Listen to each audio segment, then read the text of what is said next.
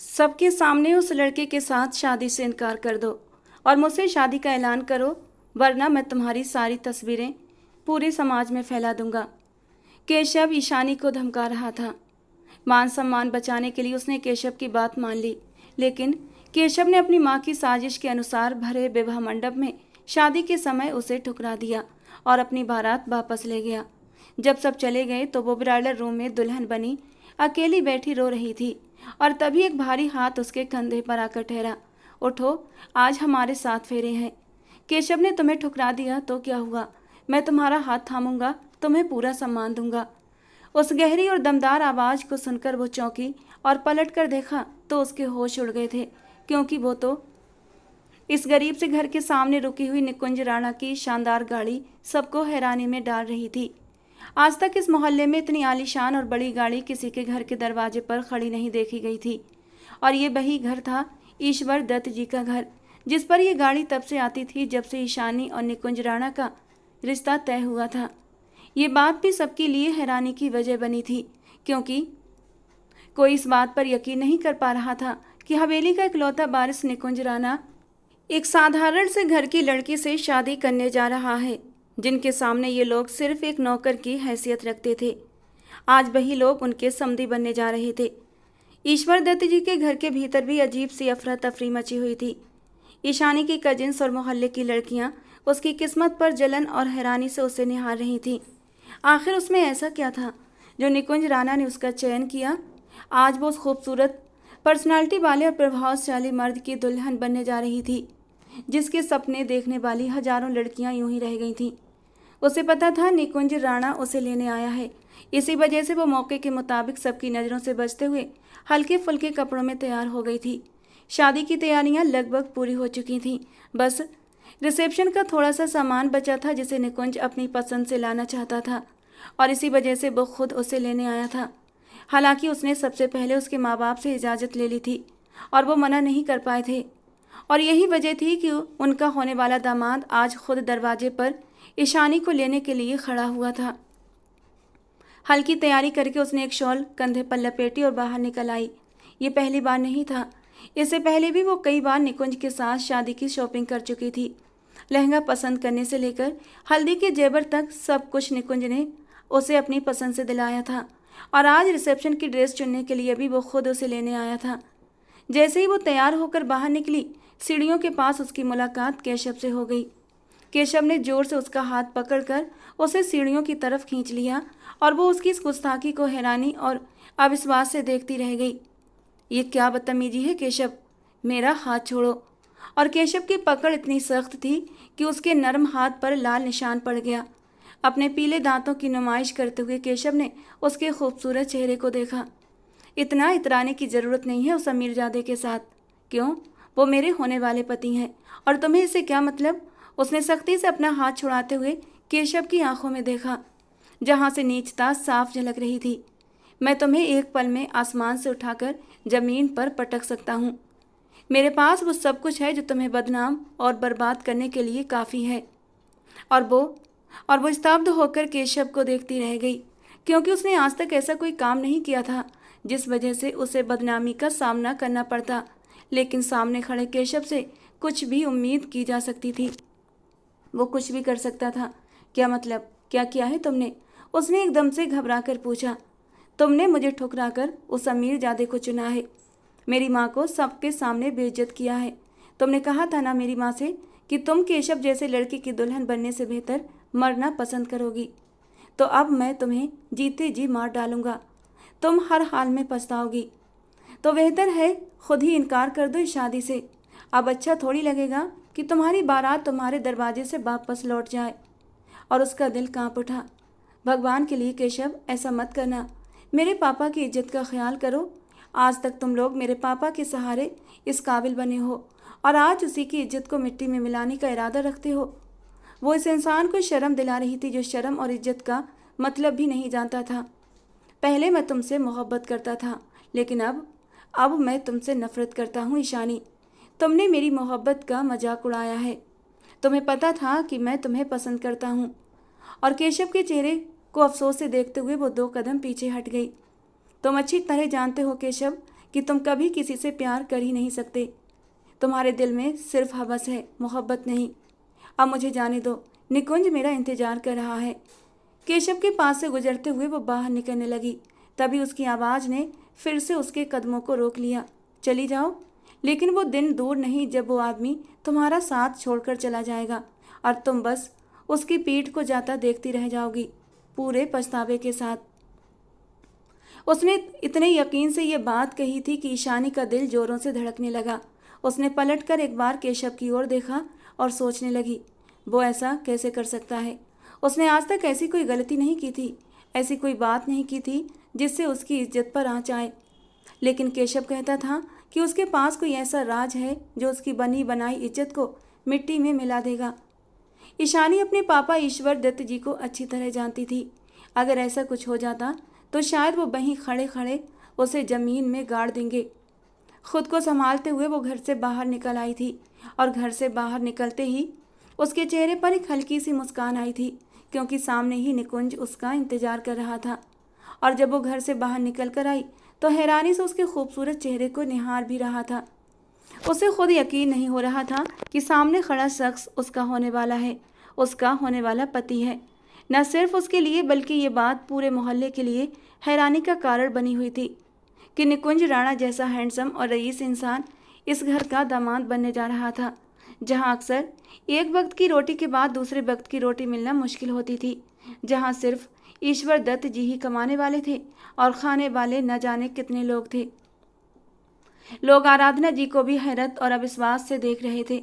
जिस दिन वे सूरज राणा अपने बेटे का रिश्ता लेकर इस घर की दहलीज पर आए थे, उन्हें बैठाने के लिए भी घर में कोई ऐसी जगह नहीं थी जो उनके स्तर के लायक हो, लेकिन फिर भी सूरज राणा और आराधना जी का भरपूर सम्मान किया गया। ईश्वर दत्त जी ने पूरे समाज और रिश्तेदारों के खिलाफ जाकर ईशानी का रिश्ता निकुंज से तय कर दिया था। ईश्वर दत्त जी को भगवान ने सिर्फ बेटियां दी थीं। उनकी 2 बेटियां थीं और बेटे की खुशी से वो वंचित थे। आज तक उन्होंने बेटियों से बेहद प्यार किया था, लेकिन उन्हें वो आत्मविश्वास नहीं दे पाए जो एक पिता को देना चाहिए। फिर भी वो उनके भले के लिए सदा चिंतित रहते थे और हमेशा भगवान से प्रार्थना करते थे कि उनकी बेटियों का भाग्य अच्छा हो। ईशानी के लिए भी दिल से संतोष थे, लेकिन सुरभि बुआ ने केशव के लिए उसका रिश्ता मांगा था। लेकिन न सिर्फ ईश्वर दत्त जी ने बल्कि खुद ईशानी ने भी इस रिश्ते के लिए मना कर दिया था, क्योंकि वो केशव की खराब नेचर को भली भांति जानती थी। वो अच्छे से जानती थी कि केशव किस तरह के स्वभाव का और संगति वाला इंसान है। वो उसकी ज़िंदगी को एक पल में बर्बाद कर देता। ईश्वर दत्त जी जिस कंपनी में काम करते थे, वहाँ के चपरासी की बहन थी सुरभि। और जब सुरभि अपने भाई राकेश को दोपहर का लंच देने आती तो ईश्वर दत्त जी से भी उसकी अच्छी जान पहचान हो चुकी थी। उस समय सुरभि की नई नई शादी हुई थी और केशव उसकी गोद में था। ईश्वर दत्त जी की अपनी कोई बहन नहीं थी और उन्होंने सुरभि को अपनी बहन बना लिया। अपने भाई होने के सारे फर्ज भी पूरे करने लगे। और जब सुरभि का भाई राजेश एक बीमारी के चलते इस दुनिया से चला गया तो वो पूरी तरह से ईश्वर दत्त जी के ऊपर आश्रित होकर रह गई थी, क्योंकि सुरभि के अपने भाई के अलावा कोई दूसरा इस दुनिया में नहीं था। और ईश्वर दत्त जी ने भी अपना फर्ज बखूबी निभाया था। और इसीलिए सुरभि बुआ की इतनी हिम्मत हो गई थी कि उन्होंने अपने बिगड़े बेटे के लिए ईशानी का रिश्ता मांग लिया था, जो ईशानी के बिल्कुल भी लायक नहीं था। ईश्वर दत्त जी ने बहुत ही प्यार से इस मामले को संभालते हुए रिश्ते से इनकार कर दिया था, लेकिन केशव ने अभी तक अपने कदम पीछे नहीं खींचे थे और वो ईशानी की ज़िंदगी में कौन सा जहर घोलने वाला था, इस बात से ईशानी और उसके घर वाले पूरी तरह बेखबर थे। निकुंज राणा की शानदार गाड़ी में बैठते हुए एक पल के लिए उसे अपनी किस्मत पर गर्व महसूस हुआ था। गाड़ी दिलकश खुशबुओं से महक रही थी। गाड़ी में बैठते ही निकुंज ने एक खूबसूरत सा बुके उसकी तरफ बढ़ाया था, जिसमें महकते फूल उसके चेहरे की तरह खूबसूरत थे। उसने मुस्कुराते हुए उन्हें थाम लिया। इसकी ज़रूरत नहीं थी निकुंज। उसका लहजा नरम और शालीन था, जबकि निकुंज मुस्कुराते हुए उसके हसीन चेहरे को देखता रहा। ये तो आपके लायक कुछ भी नहीं। अब जब आप मेरी जिम्मेदारी बनने जा रही हैं तो ऐसे तोहफे तो आपको रोज़ मिला करेंगे, जो मेरी मोहब्बत की बस एक हल्की सी झलक होंगे। और वो मुस्कुराते हुए उस शख्स को देखती रही जो कहीं से भी उसके जैसा आम माहौल का नहीं था। बेशक वो बेहद खूबसूरत थी, लेकिन गरीबी ने उसकी खूबसूरती को काफ़ी हद तक फीका कर दिया था। उसकी सुनहरी बड़ी बड़ी आंखें किसी को भी अपने अंदर कैद कर सकती थीं, और शायद इन्हीं जादुई आंखों के असर में निकुंज राणा पूरी तरह बंध चुका था। उसे न जाने क्यों ऐसा लगा कि ये सब एक हसीन सपना है जो किसी भी पल उसकी आंखों के सामने से टूट सकता है। आज तक उसने जितनी भी निराशाजनक बातें सोची थीं, वो सब समय आने पर सच बनकर उसके सामने आकर खड़ी हो जाती थीं। क्या हुआ मैडम? अब मैं आपका ही हूँ, शादी के बाद जी भरकर देख लेना, मना नहीं करूँगा। फिलहाल तो मेरा मानना है हमें निकलना चाहिए, उसने शरारत से कहा, और वो शर्मा गई। सामने बैठा शख्स था ही इतना हसीन कि उसे देखकर तारीफ निकले बिना रह ही नहीं सकती थी। काश केशव अपने बुरे इरादों से बाज आ जाए, अपनी बुरी नीयत से उसकी खुशियों को वो गिरहण न लगाए जो वो लगाने की ठान चुका था। उसने केशव से साफ कह दिया था कि उसे अब कोई डर नहीं है, वो जिस हद तक जाना चाहे जा सकता है, और सच्चाई भी यही थी। केशव के बुरे ख्यालों को एक तरफ रखते हुए वो पूरी तरह से निकुंज राणा की ओर आकर्षित हो गई थी। उसे अब फर्क नहीं पड़ता था कि केशव उसके साथ क्या कर सकता है। इस वक्त बस उसे निकुंज की मोहब्बत और उसकी प्यारी बातों में दिलचस्पी थी। अब बस 2 दिन का इंतजार बाकी है, उसके बाद आप मेरी हो जाएंगी और फिर और भी निखर जाएंगी। अच्छा, वो कैसे? उसकी बात सुनते हुए वो नासमझी से पूछ बैठी। तुम नहीं जानती? एक मर्द की मोहब्बत और उसका साथ औरत के चेहरे पर नजर आता है। शादी की पहली रात ही मैं तुम्हें अपनी मोहब्बतों में डुबो कर रख दूंगा। मेरी मोहब्बत तुम्हारे चेहरे पर खूबसूरत रंग बिखेर देगी। और जानती हो, यही वजह होती है कि विदाई से ज़्यादा रिसेप्शन की दुल्हन हसीन लगती है। और मैं चाहता हूँ कि मेरी रिसेप्शन की दुल्हन इतनी प्यारी लगे, इतनी मोहब्बत भरी हो कि हर नज़र बस उस पर ठहर जाए, उसने मुस्कुराते हुए कहा, और वो शर्म से लाल हो गई, अपनी पलकें झुका लीं। उस आदमी की नज़दीकियाँ कितनी मुश्किल हो सकती थीं, इसका उसे अंदाज़ा होने लगा था, जिसकी आंखों में वो ज़्यादा देर देख भी नहीं पाती थी। उसी के साथ कुछ लम्हों की कल्पना भी उसके अंदर सेहरंसी दौड़ा चुकी थी, लेकिन उसे पूरा यकीन था कि सामने बैठा इंसान उसे आखिरी हद तक चाहेगा। अगर आसपास की जलन और हैरानी से भरे लोग उन्हें एक दूसरे को होने देंगे तो, क्योंकि उसे अभी अंदाज़ा नहीं था कि वो व्यक्ति उसका बनकर भी शायद उसका न बन पाए, क्योंकि लोग अपनी काली नज़रों और घिनौनी सोच से इस हसीन सपने को उससे छीनने की कोशिश में लगे हुए थे।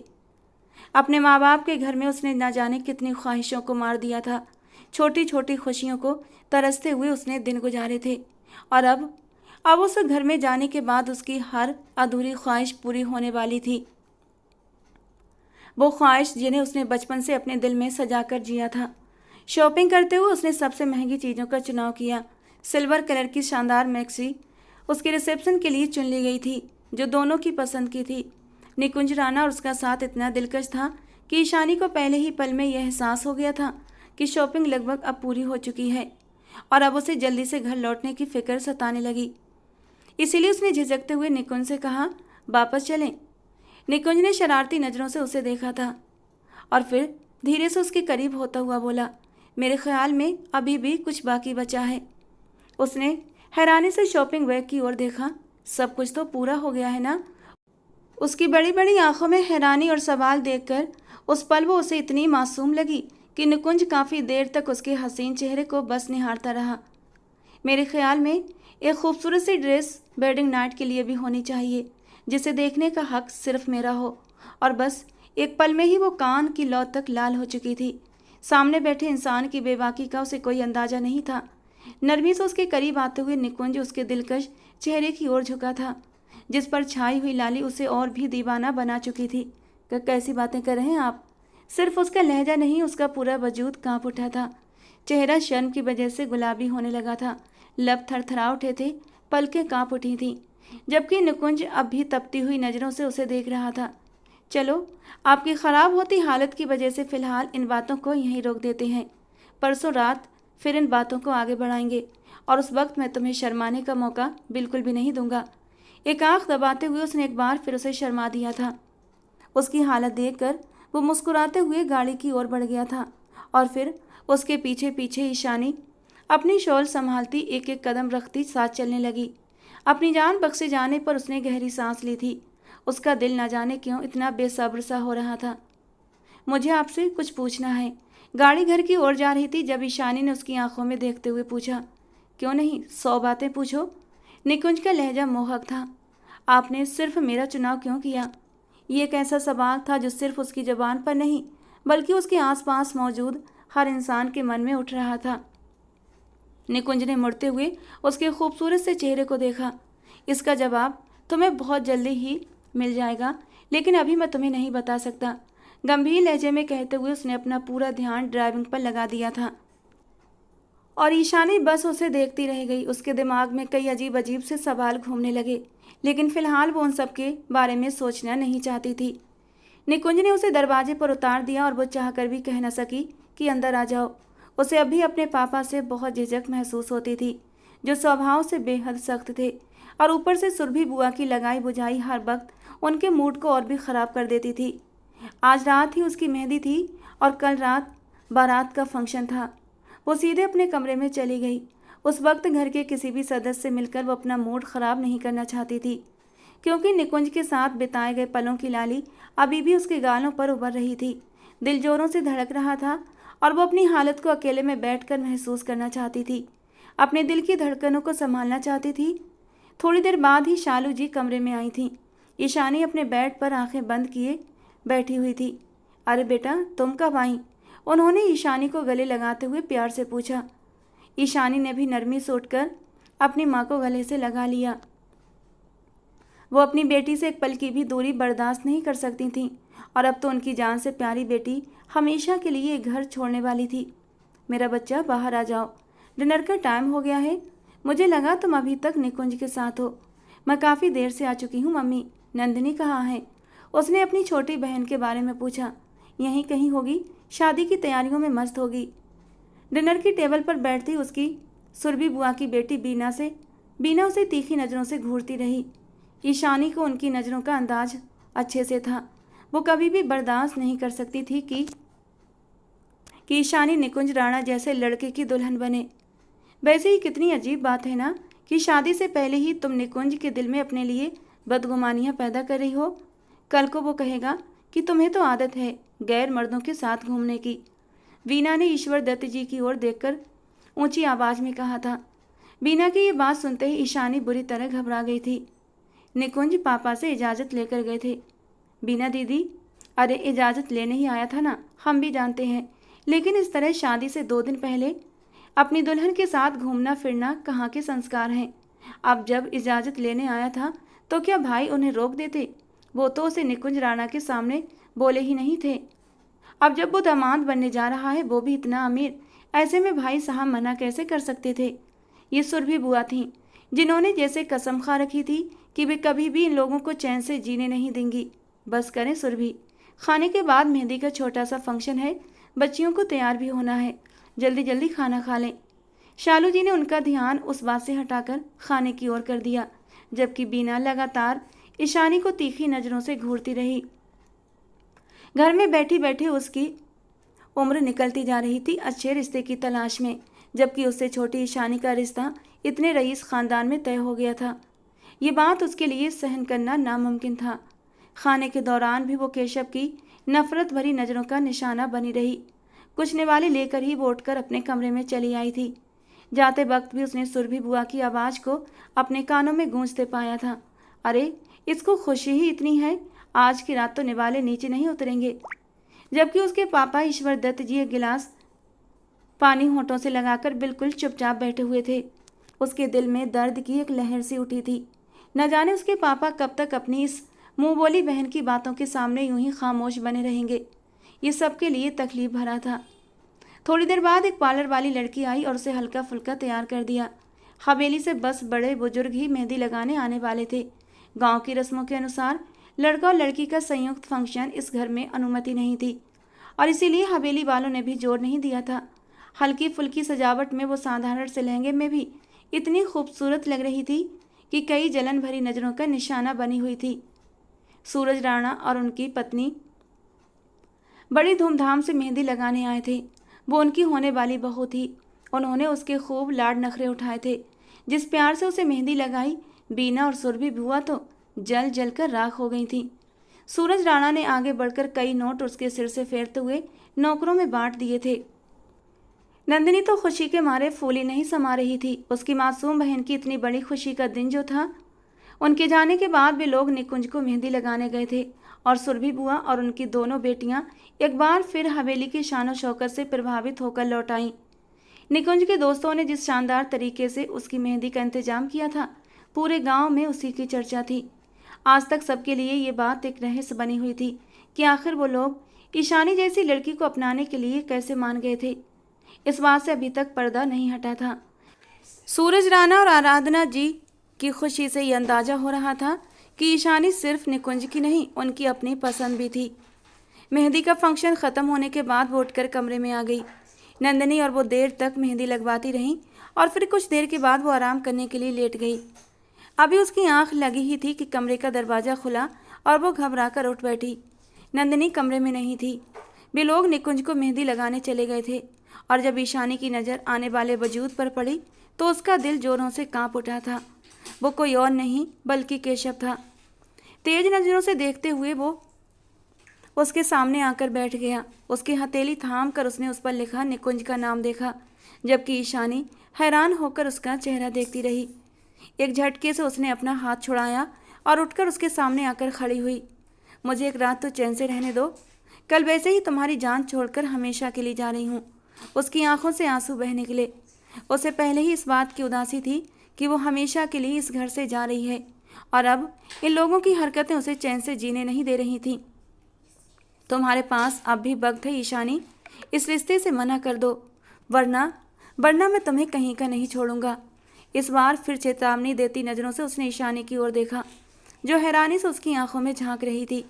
भगवान के लिए केशव, मेरा पीछा छोड़ दो और अपनी जिद से बाज आ जाओ। मैंने तुम्हारा क्या बिगाड़ा है जो तुम हर वक्त मेरे पीछे पड़े रहते हो। उसका अंदाज तेज था। पहली बार वो इतनी शिद्दत से चिल्ला रही थी। उस वक्त उसकी बातों ने जो तकलीफ दी थी सिर्फ वही जानती थी। उसे केशव से कोई डर नहीं था क्योंकि घर में बाकी मेहमान मौजूद थे, लेकिन वो नहीं चाहती थी कि वो ज़्यादा देर तक उसके कमरे में रुके। ठीक है, फिर कल जो होगा उसकी जिम्मेदार तुम खुद होगी। मैं वादा करता हूँ तुम्हारी बारात दरवाजे से ही लौट जाएगी। भगवान अगर मेरे साथ है तो ऐसा कुछ नहीं होगा। बस तुम यहाँ से अपनी शक्ल गायब करो। उसके गुस्से की कोई इंतहा नहीं थी, जबकि केशव उसका गुस्सा देखकर उठकर खड़ा हुआ। आज तुम जिस शख्स के सहारे इतना चिल्ला रही हो ना, कल वही तुम्हारे लिए पछतावे की वजह बनेगा, याद रखना। वो कहते हुए वहाँ से चला गया और ईशानी वहीं ज़मीन पर बैठती चली गई। न जाने वो क्या जानता था, उसके दिल में क्या चल रहा था और वो उसकी ज़िंदगी में कौन सी आग लगाने वाला था। जहाँ इस बात से उसका दिल खुश था कि उसने आज तक कोई गलत काम नहीं किया, वहीं उसकी इतनी हठधर्मी देखकर वो डर का शिकार हो जाती थी कि आखिर वो उसके बारे में ऐसा क्या जानता था जो इतने यकीन से कहता कि वो उसकी बारात को वापस मोड़ देगा। उसे निकुंज पर भी पूरा यकीन था। निकुंज उसे अच्छी तरह जानता है। ये सब धमकियां हैं जिनसे वो कभी नहीं डरेगी। दिल में ये तय करते हुए वो सोने के लिए लेट चुकी थी।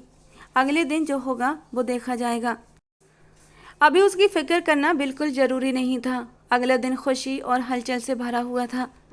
सुबह सुबह ही वो पार्लर के लिए निकल गई।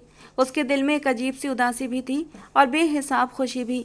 आखिरकार वो दिन आ गया जो उसके सपनों को सच करने वाला था। बचपन से आज तक उसने जिस डर और खौफ में ज़िंदगी गुजारी थी, अब उसे उस डर से आज़ाद होकर जीना था और उसे यकीन था निकुंज राणा का साथ वैसा ही होगा। दुल्हन बनी वो इतनी शानदार लग रही थी कि पार्लर की लड़कियां देर तक उसके हसीन चेहरे को देखती रहीं। आपके पति बहुत लकी होंगे, आप बहुत खूबसूरत लग रही हैं। उसने उसकी सुनहरी आंखों में झांका, जहां उस वक्त न जाने कितने सपने सजे हुए थे। जिंदगी में पहली बार शायद उसने इतना कीमती ड्रेस पहना था। कीमती ड्रेस और जेवरों से सजी दुल्हन जिसे देखते ही हर कोई रश कर रहा था। वो हॉल में आई तो बारात भी पहुंच चुकी थी। शेरवानी में सजा निकुंज राणा सबकी नज़रों का केंद्र बना हुआ था। उसके चेहरे पर फैली हुई खुशी जैसे हसीन ख्यालात और जज्बातों की परछाई बन चुकी थी। हवेली के लोगों ने इस बारात में कोई कसर नहीं छोड़ी थी। न जाने कितनी ही गाड़ियों की लाइन दरवाजे पर आकर रुकी और जिस शानो शौकत से बारात हॉल में आई थी, लोग देखकर हक्का बक्का रह गए थे। वो अब तक कमरे में ही थी। थोड़ी ही देर बाद दूल्हा के आने और फिर शुभ विवाह के मुहूर्त का शोर उठा था और उसे बाहर लाया गया। घूंघट की आड़ में वो अपने निकुंज के नाम का घूंघट सजाए अपने खूबसूरत चांद जैसे चेहरे को छुपाकर सहेलियों के झुंड में बाहर चली आई थी, जबकि सामने बैठा निकुंज घूंघट की आड़ से ही उसके दिलकश चेहरे को देखता रह गया। कोई इतना हसीन भी कैसे हो सकता है। एक पल में ही उसके दिल ने सरगोशी की थी और उसने मुस्कुराते हुए अपनी नज़रों को झुका लिया। वो नहीं चाहता था कि उसे उसकी ही नज़र लग जाए। कुछ देर बाद ही पंडित जी शादी की रस्में शुरू करने वाले थे, इसलिए उन्हें उस वक्त अलग अलग बिठा दिया गया था। ये सारी डेकोरेशन भी सूरज राणा की तरफ से ही करवाई गई थी। वो नहीं चाहते थे कि उनके बेटे की बारात में किसी भी चीज़ की कमी रहे। वो इंतजार कर रही थी कि कब पंडित जी उसे और निकुंज को मंडप में बुलाएंगे, लेकिन उससे पहले ही कुछ ऐसा हुआ कि उसकी ज़िंदगी में सब कुछ उलट पुलट हो गया था। तौबा है, कैसी परवरिश की है ईश्वर दत्त जी ने इसकी। ऐसी लड़कियों को तो मार देने के काबिल होती हैं। उसे अपनी पीठ के पीछे एक फुसफुसाहट सुनाई दी और उसने पलटकर देखा। उसकी आंखों के सामने ही वक्त ने एक पल में पलटा खा लिया था। सबके चेहरों पर अजीब से भाव थे। हर कोई उसे अजीब और घूरती नज़रों से देख रहा था और वो घूंघट की आड़ में डर और घबराहट से भरी आंखों से उनके चेहरे के हाव भाव देख रही थी। उसने निकुंज के पापा सूरज राणा की आंखों में उतरते हुए गुस्से का रंग देखा। वो एकदम भड़कते हुए गुस्से से उठकर खड़े हुए थे और उनके बाद सारे बाराती जैसे उसी के बारे में बातें कर रहे थे। यही सिला दिया है हवेली वालों की रहमदिली का। इन लोगों को तो इज्जत राशि नहीं आई। तौबा है, शक्ल से कितनी शरीफ लगती है। और अब कारनामे देखो। पूरी बारात में हलचल मची हुई थी और वो हैरानों परेशान निगाहों से सबको देख रही थी।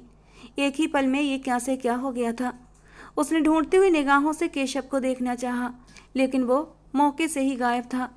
यहाँ केशव का नामो निशान भी नहीं था, लेकिन न जाने क्यों उसका दिल आशंकाओं से धड़क रहा था। उसे यूं महसूस हो रहा था जैसे उसकी सजी सजाई जिंदगी में आग लग चुकी है। नंदिनी उसके पास खड़ी रो रही थी और उसकी माँ जैसे उन लोगों की विनती कर रही थी। उसने नंदिनी का हाथ थामते हुए उसे अपने करीब झुकने को कहा। क्या हुआ है नंदिनी? उसका लहजा डर से कांप रहा था, जबकि नंदिनी में इतनी हिम्मत नहीं थी कि वो उसे बता सके। उसने नरमी से उसके कंधे पर हाथ रख दिया। सब ठीक हो जाएगा, परेशान मत हो। उसका दिल कांप रहा था। न जाने क्या हुआ था। पंडित जी तो आ चुके थे, लेकिन शादी को रोक दिया गया था और वो लोग जैसे जाने के लिए तैयार खड़े थे। लोग अजीब अजीब बातें क्यों कर रहे हैं। उसका दिल चाहा कि वो उठकर सब लोगों के मुंह बंद कर दे, लेकिन वो नहीं जानती थी कि आखिर हुआ क्या है। न जाने कितनी जलन भरी नज़रों ने उसकी खुशियों को खा लिया था जब उसने अपने सामने ही निकुंज राणा को उठते हुए देखा। ईशानी के पापा सूरज राणा के बिल्कुल सामने खड़े थे। मेरी बेटी से अगर कोई गलती हो गई है तो उसे माफ़ कर दीजिए। इस वक्त मेरी इज्जत का सवाल है। और सूरज राणा दहाड़ते हुए उससे दूर हट गए थे। गलती तुम्हारी नहीं, गलती हमारी है। हमने तुम लोगों की इज्जत पर एतबार किया। उसे लगा जैसे उसका दिल बंद हो जाएगा। उसके हाथ साफ साफ कांपने लगे। किसी ने भी उससे कुछ नहीं पूछा था, बस हर नज़र उस पर उठकर नफरत से भरी हुई लौट रही थी। अभी जिन नज़रों में उसने अपने लिए जलन का भाव देखा था, अब वहाँ पर नज़रों में नफरत भी भरी हुई थी और जवानों से जहर उगलते लोग उसके दिल को छलनी कर रहे थे। उसका दिल चाहा कि वो अपनी माँ को बुलाकर पूछे, लेकिन शालू जी भी आराधना जी की विनती करने में लगी हुई थी। और फिर देखते ही देखते उसके सामने ही निकुंज राणा उसकी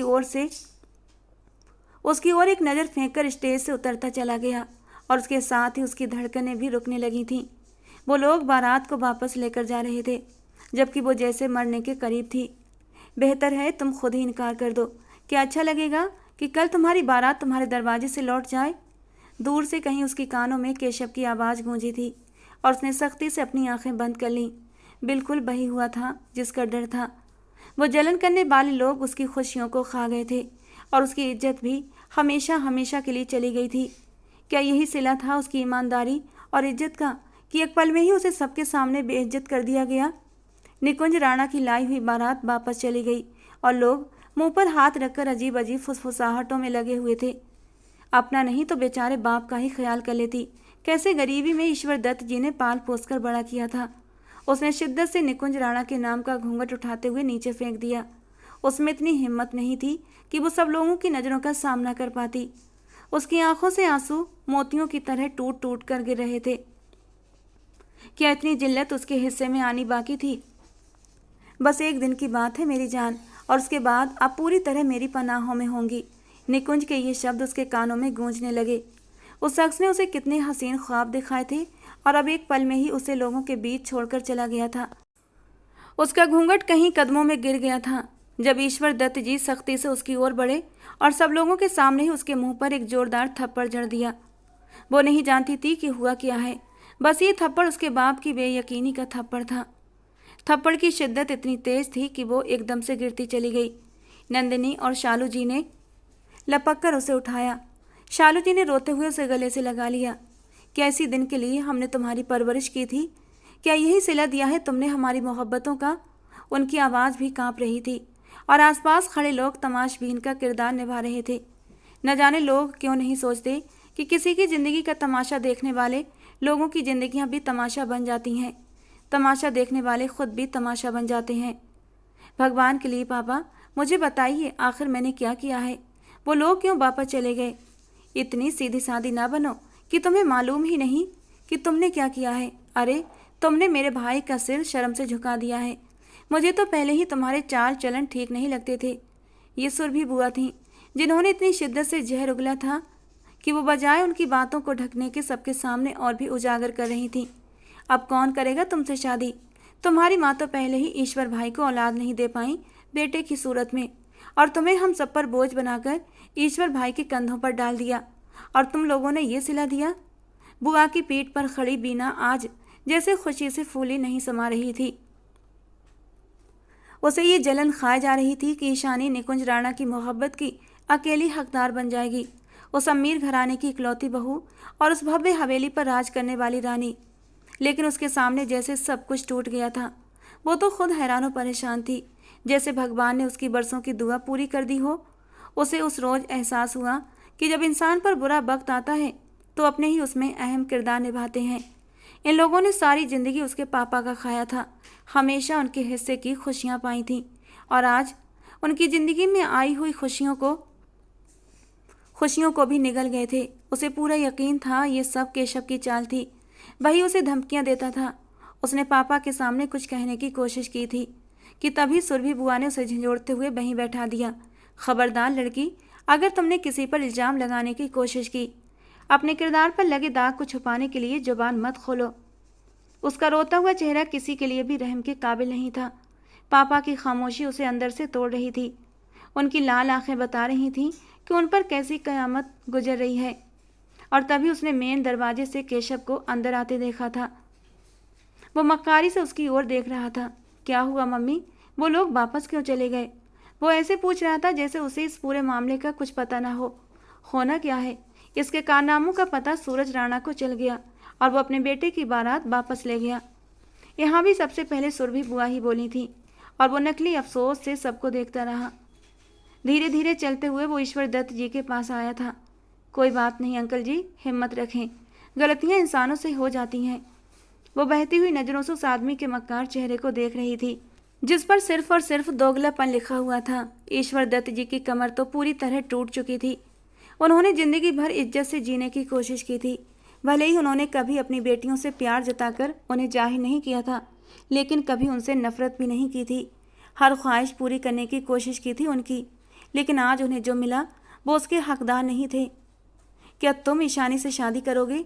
रिश्ता मांगा था ना तुम लोगों ने ईशानी का, तो बोलो क्या आप करोगे ईशानी से शादी?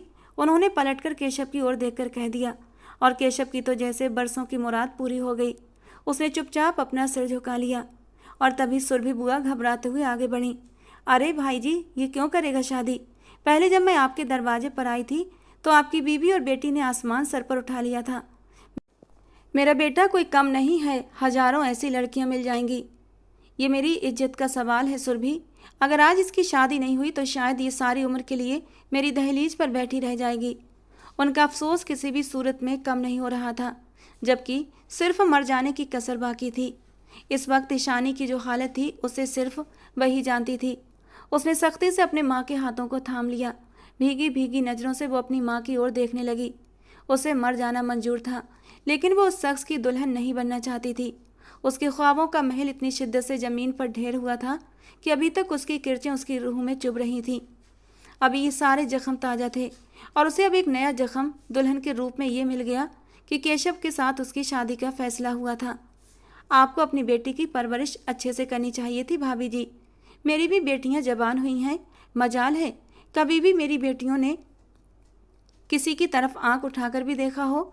और एक आपकी बेटी है जिसने इस उम्र में वो कारनामा कर दिया कि अपने बाप के बुढ़ापे का भी ख्याल नहीं किया। ये कैसी बातें कर रही हैं आप?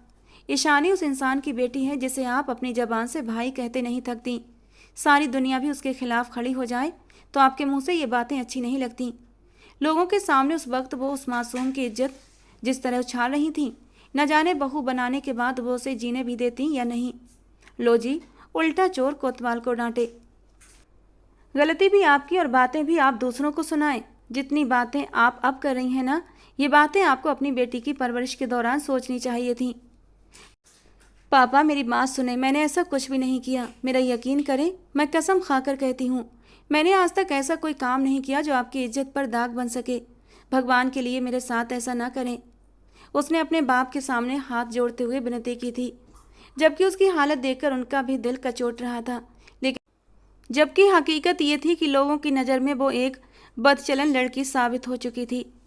एक लड़की की बारात दरवाजे से लौट जाना कोई मामूली बात नहीं होती। क्या तुम राजी हो केशव? और केशव ने सिर झुका लिया। मैं राजी हूँ ये शादी करने के लिए, लेकिन सिर्फ आपकी वजह से अंकल जी, क्योंकि आपके बहुत ज़्यादा एहसान है हम पर। सामने खड़ा शख्स मक्कारी से अपनी चाल चल गया। बस फिर शादी की तैयारियां करो। इसी वक्त केशव और ईशानी का विवाह होगा और उसके फौरन बाद विदाई भी। मैं और ज़्यादा जिल्लत नहीं उठा सकता। उन्होंने दो टूक लहजे में कहते हुए बात को ख़त्म कर दिया, जबकि केशव के अंदर तो लड्डू फूट रहे थे। ठीक है भाई जी, मैं आपकी मर्जी पर चुप हो जाती हूँ, लेकिन सूरज राणा की तरफ से आई हुई बरी और जेवरात आप साथ ही देंगे। वो बरी के शानदार जोड़ और कीमती जेवरात सुरभि की नज़र से बचे नहीं थे। सूरज राणा ने लौटते हुए किसी भी चीज़ को हाथ नहीं लगाया था और ना ही उन्हें इन चीज़ों की कोई कमी थी। पापा प्लीज़, भगवान के लिए मेरा यकीन करें, मैंने कुछ नहीं किया। वो एक बार फिर बाप के कदमों में बैठ गई थी, जब उसके बाप ने झुकते हुए उसे उठाकर अपने सामने बिठा दिया। तुम्हें अगर मुझसे मोहब्बत है और अगर तुम्हें जरा भी मेरी इज्जत का ख्याल है तो चुपचाप केशव से शादी कर लो। बाप ने अपनी इज्जत और मान उसकी गोद में रख दिया और वो अपने बाप की इज्जत को कैसे झुठला सकती थी। उसने दुख से अपने आप को देखा और फिर अपने पापा को। उसके पापा उससे उसकी जान भी मांग लेते तब भी वो उफ नहीं करती। आंखों में आए आंसू उसने बेदर्दी से पोंछ दिए। ठीक है पापा, मैं तैयार हूँ। उसके लिए उसने खामोशी इख्तियार कर ली। रोती हुई आंखों को सुखाकर अपने बाप की इज्जत का ख्याल करते हुए वो बैठ गई और फिर उन्होंने पंडित जी को शादी की रस्में शुरू करने का हुक्म दे दिया।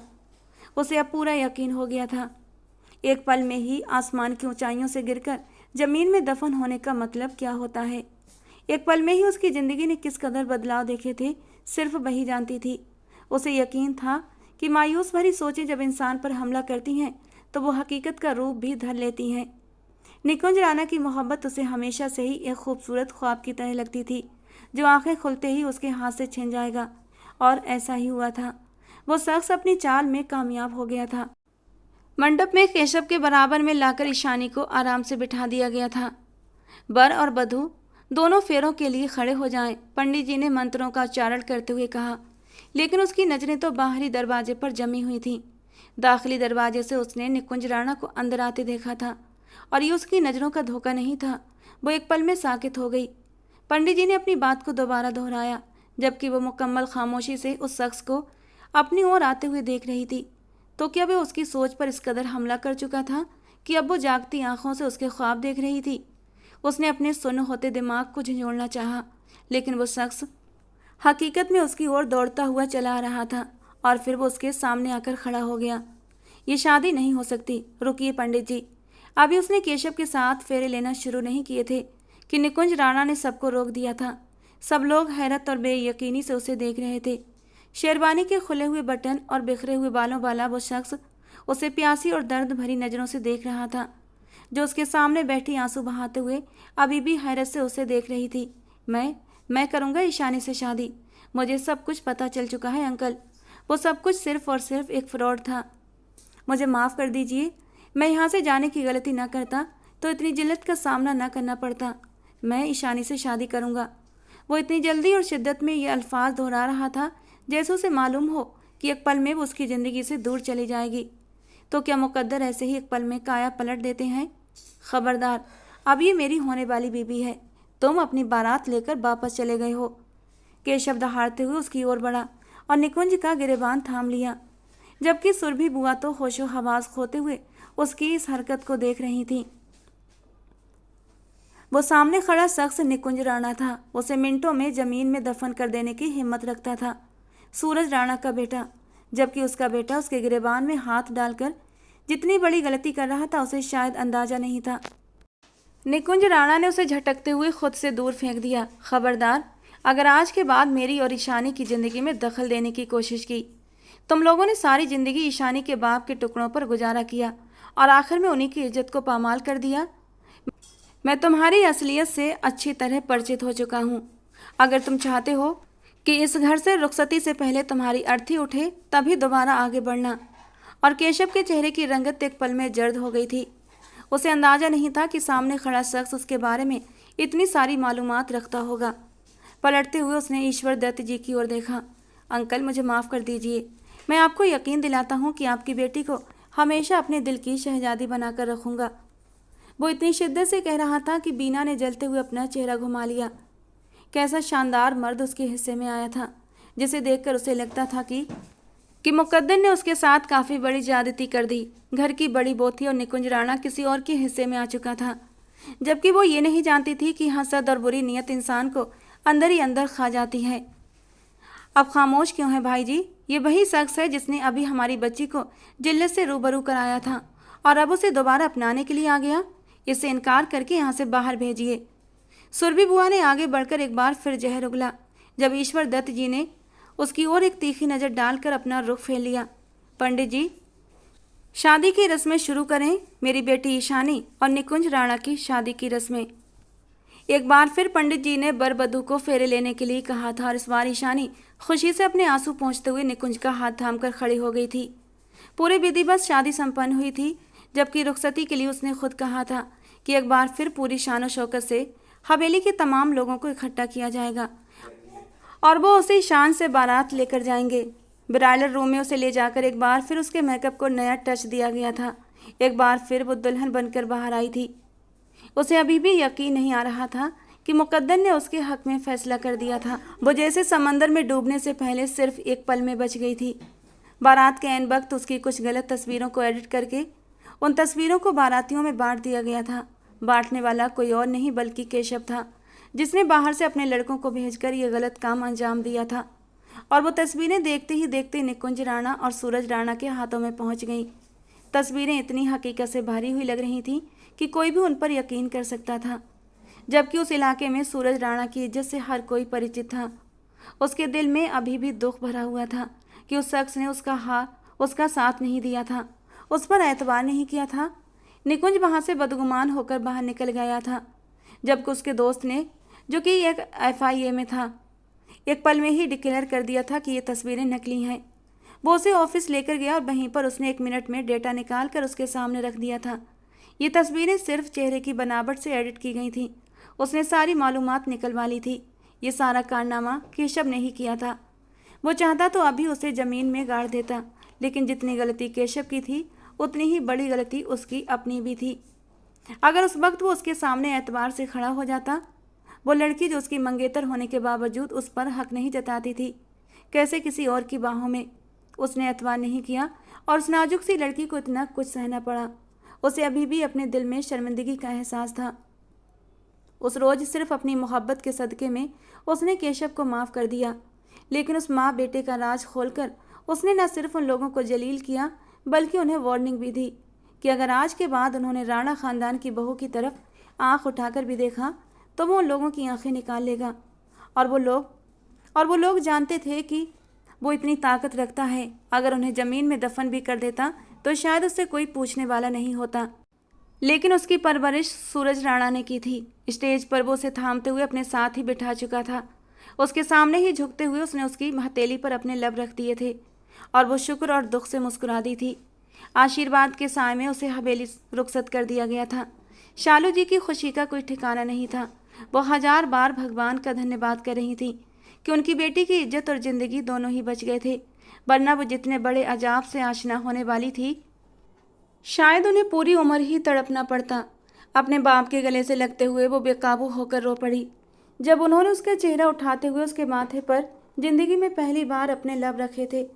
मुझे माफ़ कर देना मेरा बच्चा, मैं शायद कभी अच्छा बाप नहीं बन पाया।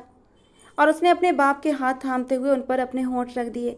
नहीं पापा, आप दुनिया के सबसे बेहतरीन पापा हैं, क्योंकि आप मेरे पापा हैं। नंदिनी के गले लगते हुए वो शिद्दत से रो दी, जबकि सुरभि बुआ उससे मिलने के लिए आगे बढ़ी और उसने रुख फेर लिया। उसे ज़रूरत नहीं थी नाम के रिश्तों की, उसे किसी की भी ज़रूरत नहीं थी। गाड़ी में बैठते हुए भी वो शिद्दत से रो रही थी। जब निकुंज ने नरमी से उसके हाथ पर अपना हाथ रख दिया, उसने शिकायत भरी नज़रों से निकुंज को देखते हुए अपना हाथ वापस खींच लिया।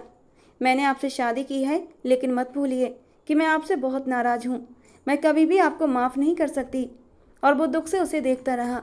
वो अपनी जगह बिल्कुल ठीक थी। हवेली में लाने के बाद सारी रस्में निभाई गईं और फिर उसे निकुंज राणा के कमरे में भेज दिया गया। कमरा जिस कदर खूबसूरती से सजाया गया था, कमरे में दाखिल होते ही उसकी शान शौकत देख कर वो ठहर सी गई थी। शायद उसने ज़िंदगी में पहली बार इतना बड़ा कमरा देखा था। कमरे की दीवार पर लगी हुई निकुंज राणा की तस्वीर ने उसे बुरी तरह अपनी ओर खींच लिया था। नौकरानी उसे कमरे में छोड़कर चली गई थी, जबकि वो घूमते हुए उस हसीन कमरे का जायजा लेती रही। सामने खड़ा शख्स मुकम्मल तौर पर उसका था। उसे यूँ महसूस हो रहा था जैसे तस्वीर से ही उसकी गहरी नज़रों से उसका वजूद आर पार हो रहा हो। उसने नरमी से मुस्कुराते हुए नज़रों को झुका लिया। भगवान का जितना धन्यवाद करती कम था कि वो शख्स उसकी दस्तरस में था। फूलों से बनाई गई सेज पर बैठी तो जैसे गुलाब की तरह खिल उठी।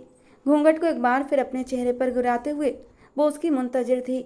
दिल अजीब से अंदेशों से घिरा हुआ था और उस वक्त आने वाले लम्हों के बारे में सोचकर उसका दिल कांप रहा था। उसे दुख था इस बात का कि निकुंज ने उस पर यकीन नहीं किया, लेकिन वो इससे ज़्यादा खुश भी थी कि वो वहाँ वापस लौट आया था। अगर वो आने में 1 मिनट भी देर कर देता तो उनकी राहें हमेशा के लिए जुदा हो जाती। कुछ देर गुजरी, जब कमरे का दरवाज़ा खुला और निकुंज राणा अपनी शानदार पर्सनालिटी के साथ अंदर कमरे में दाखिल हुआ। कमरे में उसकी मौजूदगी जैसे कमरे की रौनक को बढ़ा गई। आहिस्तगी से चलते हुए वो उसके सामने आकर बैठ गया और फिर हाथ बढ़ाकर उसका घूंघट पलट दिया। उसने नज़रों को झुका रखा था, जबकि वो अपनी खूबसूरत नज़रों को उसके चेहरे पर टिकाए हुए था। तो अभी नाराज़गी कैसे ख़त्म हो सकती है? इसका कोई हल है तो बता दो मेरी जान, उसने शौक से लहजे में कहा जब उसने नज़रों को उठाकर उसे देखा।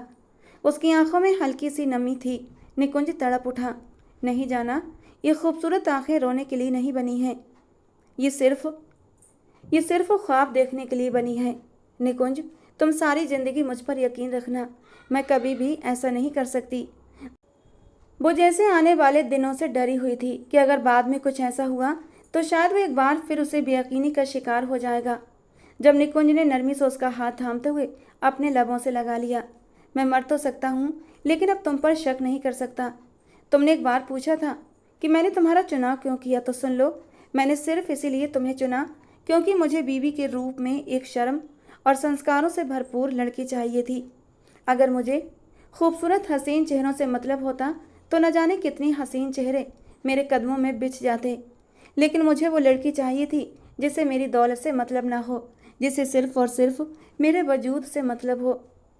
केशव मुझे काफ़ी दिनों से वार्न कर रहा था कि अगर मैं इनकार नहीं करूँगी तो वो मेरे साथ वो सब कुछ करेगा जिससे आप मुझसे बदगुमान हो जाएं। मैंने उस घटिया शख्स को सिर्फ अपनी मोहब्बत का सदका समझकर माफ़ कर दिया है, वरना शायद मुझे इतनी बड़ी सज़ा देता कि वो फिर तुम्हारी तरफ नज़रें उठाने से पहले कांप जाता। आज के बाद तुम उसका नाम नहीं लोगी, और वैसे भी इतने हसीन लबों से सिर्फ मेरा नाम ही अच्छा लगता है। उसने उसके लबों पर फोकस करते हुए सोख लहजे में आंख दबाते हुए कहा, और जब उसने मुस्कुराते हुए नज़रों को झुका लिया, मैं अभी भी आपसे नाराज़ हूँ। उसने झूठे गुस्से से मुंह बिसूरा जब उसने आगे बढ़ते हुए उसके लबों पर अपने लब रख दिए और धीरे धीरे उन लबों की नरमी को चुराता रहा। काफ़ी देर वो नरमी से अपनी शिद्दतों को उसकी सांसों में उडेलता रहा, जबकि ईशानी इसकी उम्मीद नहीं कर रही थी। उसका पूरा वजूद कांप उठा। उसने शिद्दत से उसकी शेरवानी को मुट्ठियों में जकड़ लिया। काफ़ी देर के बाद उसने छोड़ा तो वो अपनी बिखरी हुई सांसों को हमवार करने लगी। अभी भी नाराज हो? वो उसकी आंखों में देखकर मुस्कुरा रहा था जब उसने पलकें झुका लीं। चेंज करके आओ और फिर मैं तुम्हें फुर्सत से मना लेता हूँ। इस अंदाज में मनाऊंगा कि पूरी जिंदगी मुझसे नाराज नहीं होगी। वो उसके वजूद की खूबसूरती को अपनी आंखों में भरते हुए बोला था और उसके बेबाक से लहजे पर वो शर्म से पानी पानी हो गई। नहीं, मैं आपसे नाराज नहीं हूँ। उसने फौरन ही पैंतरा बदला जब निकुंज खुलकर हंस दिया। अगर तुम नहीं मानोगी तो फिर मैं नाराज हो जाऊंगा और फिर तुम्हें मुझे मनाना पड़ेगा, और फिर मेरे बताए गए तरीके से। और वो हल्के हल्के खौफ के जज्बात लिए उसे देखने लगी। वैसे तुम कहो तो मैं तुम्हारी हेल्प कर सकता हूँ। बोलो, मैं चेंज करवा दूँ? वो एक बार फिर शौखी से पूछ बैठा और वो जल्दी से उससे दूर होते हुए बेड से उतर गई। चेंजिंग रूम में उसके लिए खूबसूरत ड्रेस रखा हुआ था, जिसकी खूबसूरती ने जहाँ उसे हैरान किया, वहीं उसकी बनावट ने उसे शर्म से पानी पानी कर दिया। अगर उसके ऊपर वो गाउन न पहनती तो वो सिर्फ और सिर्फ उसके जिस्म के कुछ हिस्सों को ढक सकता था। पहनकर फौरन बाहर आओ जाना, वरना मुझे अंदर आना पड़ेगा, उसने बाहर से ऊंची आवाज़ में कहा और वो चेंज करने लगी। थोड़ी देर बाद वो कांपते हुए वजूद से बाहर आई तो वो उसे देखकर देखता ही रह गया। पहली बार वो पूरे हक से उसके सामने थी, अपनी सारी खूबसूरती को समेटे हुए, बार बार अपने गाउन की डोरियों को मुट्ठी में दबाकर जैसे मजबूत करने की कोशिश कर रही थी। जब वो कदम कदम चलता हुआ उसके करीब आ गया, कमर से थामते हुए उसने उसे अपने करीब कर लिया। उसके खुले बाल, मिटा मिटा सा मेकअप और ज्वेलरी से आज़ाद नरम मुलायम रुई जैसा बदन। सामने खड़ी लड़की हद से ज़्यादा खूबसूरत थी। उसने नरमी से झुकते हुए उसके माथे पर लब रख दिए। तुम इतनी खूबसूरत हो कि किसी का भी मन डगमगा सकता है। मैं तो फिर तुम्हारा पति हूँ, और इस रात के फ़र्ज भी यही है कि आज तो तुम पूरे तौर पर मेरी बाहों में समा जाओ। वो आंखों में ढेर सारी मदहोशी ली उसे देख रहा था। मुझे बहुत डर लग रहा है। ईशानी की आंखों में हल्की सी नमी उतरने लगी जब उसने बारी बारी उसकी आंखों पर अपने होंठ रख दिए। हीरों से जड़ा हुआ एक खूबसूरत नाजुक सा नेकलेस उसने उसकी खूबसूरत सी गर्दन की शोभा बना डाला। ये तुम्हारी मुंह दिखाई। अरे लड़कियां तो मुंह दिखाई मांग कर लेती हैं, इतना भी नहीं पता तुम्हें? वो उसका डर कम करना चाहता था, इसीलिए उससे हल्की फुल्की बातों में लगा रहा। मुझे सिर्फ आप चाहिए, मुझे इन चीज़ों से कोई गर्ज नहीं है। मेरे लिए आपका साथ ही सबसे बड़ी दौलत है। उसने मुस्कुराते हुए उसकी आंखों में देखा। सामने खड़ी लड़की बेतहाशा खूबसूरत थी, पूरी हक के साथ हया से गुंथी हुई। पूरी रात वो उसकी बाहों में लिपटी रही, उसके मजबूत सीने से लगी रही, उसके बेहद करीब। उसकी सांसें उसकी सांसों से मिलती रहीं, उसकी शिद्दतें उसके वजूद को पूरा करती रहीं। उसकी सरगोशियाँ उसे खुद पर गर्व करने पर मजबूर कर रही थीं। खिड़की से झांकता हुआ चांद उन दोनों की मोहब्बत को देखकर जैसे बादलों में छुप गया। उसने हमेशा अपने लिए ऐसे ही हमसफ़र की दुआ की थी, एक ऐसा शख्स जो उसे समेट ले। उसने अपनी ज़िंदगी में सब कुछ पा लिया था, वो सब कुछ जिससे खोने से वो डरती थी। वो सिर्फ एक रात नहीं थी, भगवान ने अब से सारी ज़िंदगी के लिए ये मोहब्बतें, ये इज्जतें उसे सौंप दी थीं। सुबह की पहली किरण जब खिड़की से झांकती हुई कमरे में दाखिल हुई तो कमरे की हल्की नीम रोशनी अब सुनहरे उजाले में बदल रही थी। फूलों की महक, दीवारों पर झूलती लाइट्स और कमरे में फैला गुलाबी उजाला एक जादुई एहसास दे रहा था। ईशानी की नींद बहुत हल्की थी, लेकिन आज उसकी नींद जैसे पहले जैसी न थी, बहुत गहरी और सुकून भरी थी। उसने हल्के से पलकें खोलीं और खुद को किसी मजबूत बाहों के घेरे में पाया। उसका चेहरा निकुंज राणा के सीने पर था और उसके गले के इर्द गिर्द उसकी बाहें लिपटी हुई थीं। निकुंज अब भी नींद में था, लेकिन उसके चेहरे पर एक सुकून भरी मुस्कान थी, जैसे उसने अपने जीवन की सबसे बड़ी जीत पा ली हो। ईशानी हर पर्दे से आज़ाद उसके चौड़े नग्न सीने से लिपटी हुई थी।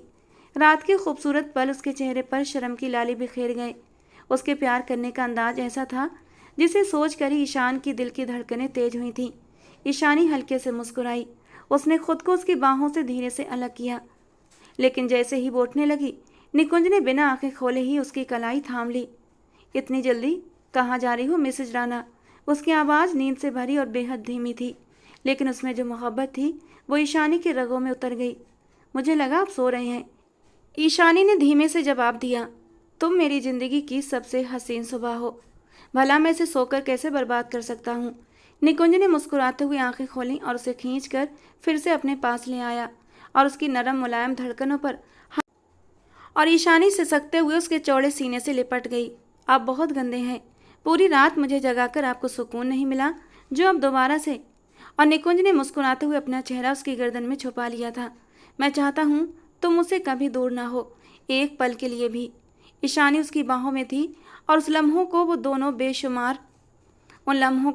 बेशुमार मोहब्बत से जी रहे थे। निकुंज, कल रात सब कुछ जैसे एक सपने जैसा था। ईशानी ने उसके सीने पर हाथ रखते हुए कहा। अगर सपना होता तो मैं चाहता हूँ कि मैं कभी इस सपने से न जागूं। निकुंज ने उसकी आंखों में झांकते हुए कहा। कमरे में हल्की सी ठंडी हवा आ रही थी। पर्दों के पीछे से सुबह की धूप अब कमरे के हर कोने में अपनी गर्मी फैला रही थी। दोनों कुछ देर तक खामोशी से बस एक दूसरे को देखते रहे। न कोई शब्द थे, न कोई सवाल, बस आंखों से बयां होती अनकही बातें। चाय बनाऊं? ईशानी ने धीमे से पूछा। नहीं, आज चाय मैं बनाऊंगा, निकुंज ने चुटकी बजाते हुए कहा। आप? वो मुस्कुराई। अभी तक तो आपने पानी तक खुद नहीं पिया होगा। अब बीबी मिली है तो जिम्मेदारियां भी निभानी है, निकुंज ने उसके माथे पर प्यार से किस करते हुए कहा। लेकिन इससे पहले फ्रेश होना है, दोनों को एक साथ। वो एक आंख दबाते हुए शरारत से बोला तो वो लाल पड़ गई और जल्दी से चादर अपने ऊपर लपेट ली। नहीं निकुंज, पहले आप, बाद में मैं। जबकि निकुंज ने उसकी एक न सुनी। चादर उसके ऊपर से हटाते हुए उसे अपनी बाहों में उठाया और बाथरूम में ले जाकर बाथ टब में बिठा दिया और खुद भी बाथ टब के अंदर उतर गया। और वो शर्म से सिमटी हुई उसके सीने से लगती चली गई। निकुंज धीरे धीरे उसके वजूद को महसूस करता हुआ मदहोशी में उतरने लगा था। और जब वो एक झटके से उसके वजूद में उतरा तो ईशानी के होंठों से सिसकी निकली थी। निकुंज, ये क्या शरारत है? मेरा जहाँ मन करेगा मैं वहीं तुम्हारे साथ प्यार करूँगा। कहते कहते वो उसमें पूरी तरह मदहोश होने लगा था। काफ़ी देर तक वो दोनों एक दूसरे में खोए रहे और फिर फ्रेश होकर बाहर निकले थे। वो दोनों एक दूसरे का हाथ थामे किचन की ओर बढ़े। शादी के हंगामों में पूरी हवेली के लोग अपने अपने कमरों में थक कर सोए पड़े थे। किचन में पहुंचकर निकुंज ने चाय बनाने की पूरी कोशिश की। दूध उबालना, अदरक काटना और फिर चाय पत्ती डालना। और ईशानी खड़ी होकर उसकी मासूम कोशिशों पर हंसती रही। देख लेना, आज की चाय तुम्हें जिंदगी भर याद रहेगी, निकुंज ने चाय कप में डालते हुए गर्व से कहा। हाँ, वो तो ज़रूर, ईशानी हंसी, क्योंकि ये शायद पहली और आखिरी बार है जब आप चाय बना रहे हैं। दोनों ने एक ही कप में चाय पी। ईशानी ने जब पहला घूंट लिया तो हल्की सी खांसी आई। चाय में चीनी थोड़ी ज़्यादा थी, लेकिन उस मिठास में एक अलग ही सुकून था। अब तुम्हें मेरी ज़िंदगी की हर मिठास ऐसी ही लगेगी, निकुंज ने उसके होंठों के पास चाय का निशान देकर उसे अंगूठे से पोंछा और फिर धीरे से उसके गाल पर एक प्यारा सा किस कर दिया। मैं बहुत खुश हूँ निकुंज, ईशानी की आंखों में नमी आ गई, और मैं शुक्रगुजार हूँ कि तुम मेरी ज़िंदगी में आई। निकुंज ने उसे फिर से गले लगा लिया। सूरज की किरणें अब तेज हो चुकी थीं, लेकिन कमरे में फैली इस मोहब्बत की गर्मी उनसे कहीं ज़्यादा थी। शादी की अगली सुबह दो दिलों के जुड़ने का सच्चा एहसास, एक नई ज़िंदगी की शुरुआत, और वो पहला दिन जो उम्र भर याद रहेगा। दोस्तों, आज की हमारी कहानी आपको कैसी लगी कमेंट बॉक्स में ज़रूर बताना। पसंद आई हो तो प्लीज़ लाइक करना। रोज़ एक नई और रोमांटिक कहानी के लिए हमारे चैनल को सब्सक्राइब जरूर करना। मिलते हैं दोस्तों अगली किसी नई रोमांटिक कहानी के साथ।